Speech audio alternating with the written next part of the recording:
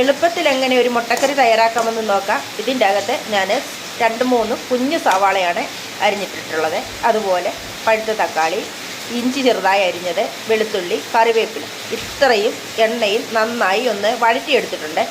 വഴറ്റി വെച്ചിട്ടുണ്ട്. ഇത് നന്നായി ഒന്ന് ആറട്ടെ. ആറിയതിന് ശേഷം ഇത് ഒന്ന് അരച്ചെടുക്കണം. 1 സ്പൂൺ തേങ്ങയും കൂട്ടി നമുക്ക് അരച്ചെടുക്കാം. മസാലപ്പൊടികൾ ഞാനിവിടെ എടുത്തിട്ടുണ്ട്. 1 ടീസ്പൂണ് കാശ്മീരി ചില്ലിയാണ് ഞാനെടുത്ത് ഈ സ്പൂണിനാണ് എടുത്തേക്കുന്നത്. 1 പിഞ്ച് മഞ്ഞൾപ്പൊടി, 1 സ്പൂണ് മല്ലിപ്പൊടി, 1 സ്പൂണ് ചിക്കൻ മസാല,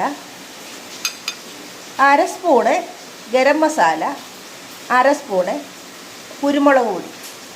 ഇനിയും തയ്യാറാക്കാൻ പോകാം. നമ്മുടെ മുട്ട ഇവിടെ പുഴുങ്ങി വെച്ചിട്ടുണ്ട്. ഇത് പൊളിച്ചെടുക്കാം. ഈ മുട്ടക്കറിക്ക് ടേസ്റ്റ് കൂട്ടാനായിട്ട് 5-6 കറുകേണ്ടി കൂടെ അരച്ചു കൊടുക്കാം. കശുവണ്ടി. അങ്ങനെ മുട്ടക്കറിയുടെ അരപ്പ് തയ്യാറാക്കി വെച്ചു. വീണ്ടും ചീനിച്ചട്ടി ചൂടാകാൻ വെച്ചിട്ടുണ്ട്. ഇതിലേക്ക് എണ്ണ ഒഴിച്ചു കൊടുക്കാം.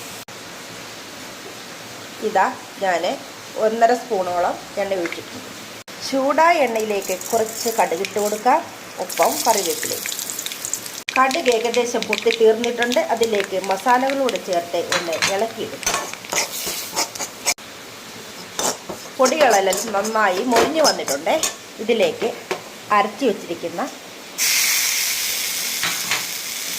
അരപ്പൂടെ ഇട്ട് കൊടുക്കാം. നന്നായി ഇതിലോട്ട് ഇട്ട് ഒന്നുകൂടെ ഒന്ന് വഴറ്റിയെടുക്കാം.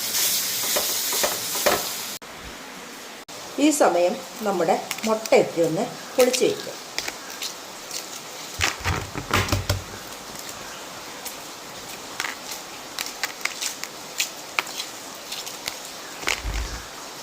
ഇത് ഒന്ന് കഴുകി വരഞ്ഞ ശേഷം നമുക്ക് കറിയിലേക്ക് ഇട്ട് കൊടുക്കാം.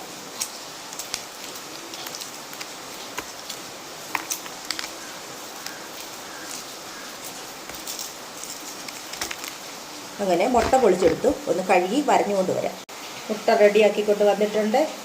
നമ്മുടെ മസാലയെല്ലാം വഴന്നു വന്നിട്ടുണ്ട്. ഇതിലേക്ക് ചൂടുവെള്ളമാണ് ഞാൻ ഒഴിച്ചു കൊടുക്കുന്നത്. ഇതിൽ കിടന്നൊന്ന് തിളക്കട്ടെ. അരപ്പ് ഗ്രേവി ഒന്ന് കൊഴുത്ത് വരട്ടെ.